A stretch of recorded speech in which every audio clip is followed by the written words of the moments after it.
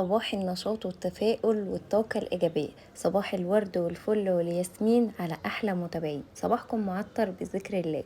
صلوا بينا على الحبيب قلبكم يطيب، واللي يصلي على الحبيب أبدا لا يخيب. معانا النهاردة بقى فيديو كله طاقة إيجابية ونشاط. هتقومي تخلصي كل اللي وراكي وهتتشجعي كده وتاخدي طاقة إيجابية. قبل ما نبدأ الفيديو بتاعنا هطلب منكم لو أول مرة بتشوفوا قناتي تشتركوا فيها وتفعلوا زر الجرس على الكل، عشان كل ما أعمل فيديو جديد يوصل لكم إشعار بيه، ولايكات كتير بقى وتعليقات كتيرة كده. ويلا بينا نبدأ الفيديو بتاعنا. أول حاجة معانا روتين كده عميق للريسبشن. أول حاجة هفك كده الستارة، وأنا بحب أفكها كده بالمقشة. بدل بقى ما أجيب السلم وأطلع نازلة كده على السلم، بجيب المقشة بفك ناحية وبعد كده بفك الناحية التانية وببتدي أسلك الماسورة.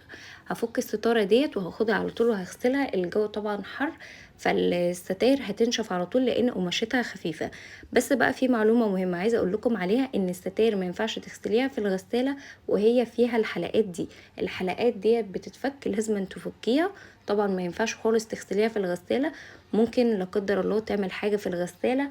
والاكيد الاكيد ان هما ممكن يتكسروا اصلا، يعني لو ما عملتش حاجه في الغساله هتتكسر. فانتي بتفكيهم بالشكل ده وبعد كده بترجعي تركبيهم. هفك بقى طبعا كل الحلقات بتاعت الستارة الزرقاء والستارة التانية البيضة، وهاخدهم هغسلهم. هغسل البيضة الاول، طبعا هتنشف على طول مش هتاخد وقت. وبعد كده هغسل الستارة الزرقاء. بس طبعا هعلق الستارة البيضة تاني، بس هعلق معاها ستارة تانية. زي ما انتم عارفين بحب من وقت للتاني ان انا ابدل في الديكورات في الستاير. ما بحبش المكان يكون ثابت، فكل الستاير اللي عندي بيتمشوا مع بعض، ما عدا طبعا اوضه النوم. يعني ستارة اوضه النوم ما ينفعش تتركب في حتة تانية، لكن باقي ستاير البيت كلها ينفع تتركب عادي في اوضه النوم. فبحب الالوان اللي بتبقى محايده. الستاير بتاعت ايكيا بتمشي في اي حته مع اي الوان، بيبقى شكلها شيك جدا. فضيت بقى كل حاجه على الترابيزه وخدتها كده ولمعتها. الترابيزه دي لازم تتلمع كل يوم، عارفين لو ما اتلمعتش تبصوا تلاقوها كده متطربه، كانها بقالها 7 سنين مثلا ما اتنضفتش. التنظيفه بقى بتاعت النهارده كلها مش هتتعبك. قومي ونفذيها في بيتك، مش هتتعبي، مش هتنفضي. مش هقولك هاتي فوطه وافضلي اهبدي بقى في الانتريه، لا، بالمكنسه. الدنيا سهله هي، احنا ليه نصعبها على نفسنا؟ بالمكنسه وشفطي اي تراب موجود قدامك. حتى الرفوف، حتى الشباك، هتلاقوا دلوقتي كل حاجه بعملها بالمكنسه. انا طبعا الجيوب الانفيه عندي بتتعبني من ريحه التراب، فانا من النادر قوي ان انا امسك حاجه انفضها او المعها.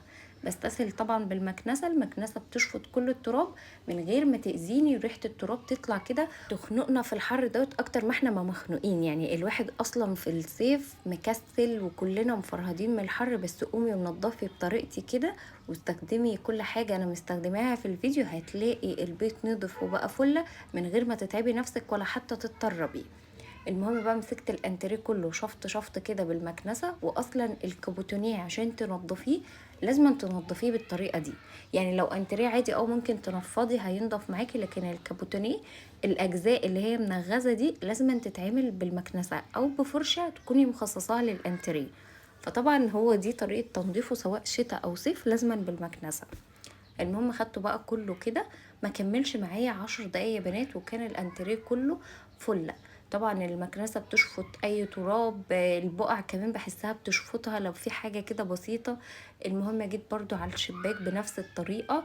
المكنسه بجد في التنظيف حاجه تحفه جدا، بتريحنا كتير. ريحه التراب مع الحر مع العرق هتضايقك وهتخنقك اصلا وانتي بتنضفي. فقومي كده تشجعي واعملي زي ما انا ما بعمل. امسكي مكنستك الحلوه وشفطي اي تراب موجود قدامك بقى، شبابيك، ستاير، لو مش هتغسليها حتى شفطي التراب من عليها. زي ما انتم شايفين كده الواحد تحسوا في راحه نفسيه كده والتراب بيتشفط. بصوا بصوا بصوا اللقطه دي، تحسوا كده الواحد بيرتاح نفسيا.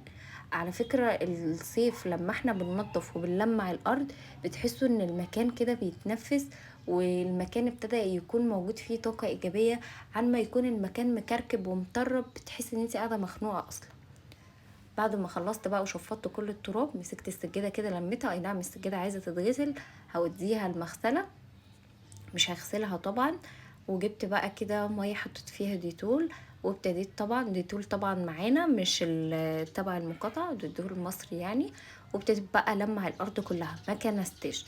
عايزه اقول لكم ان الموب دوت تحفه جدا، لو الارض فيها اي حاجه بيلمها. يعني مش ضروري جدا ان انت تمسكي مقشه وتكنسيه.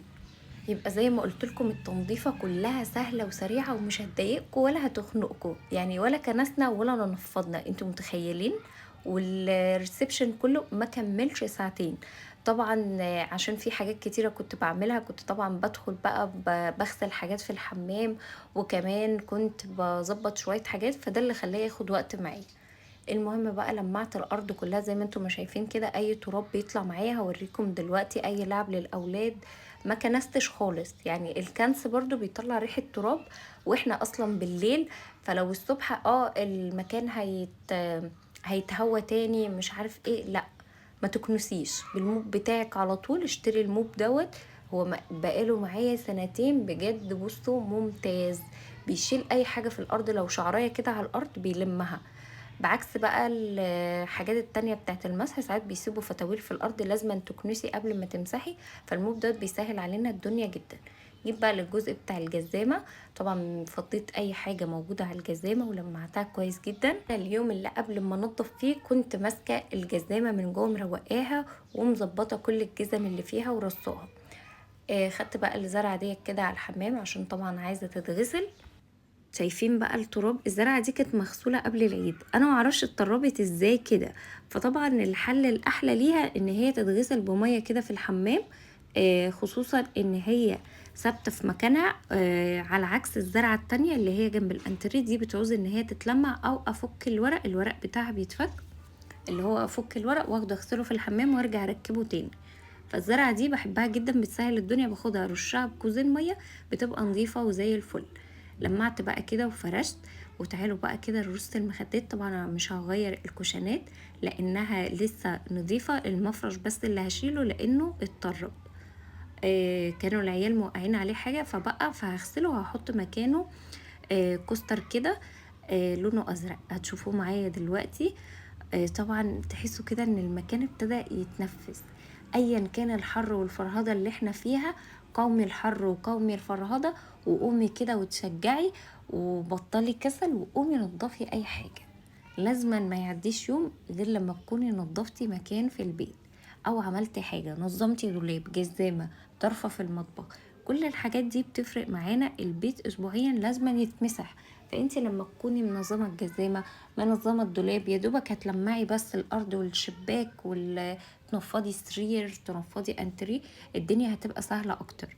مسكت برضو السفره كلها كده لمعتها، وبرضو هسيب الديكورات بتاعتها ثابته زي ما هي، انا لسه كنت مغيراها في العيد. عايزه اقول لكم بقى انا ما صورتش ليه في العيد، انا بقالي فتره طبعا كنت بجيب حد يساعدني في التنظيفات، فعشان كده ما كنتش بصور.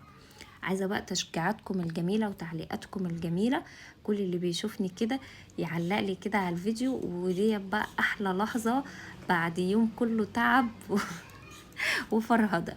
دي احلى لحظه بقى، ان انتي ترشي المعطر كده، يا سلام على الهدوء والراحه النفسيه، وتقعدي بقى تعملي لك كوبايه ليمون بالنعناع كده وتقعدي تشربيها، يا سلام على الروقان. استنوني في فيديو تاني جديد، اشوفكم على خير.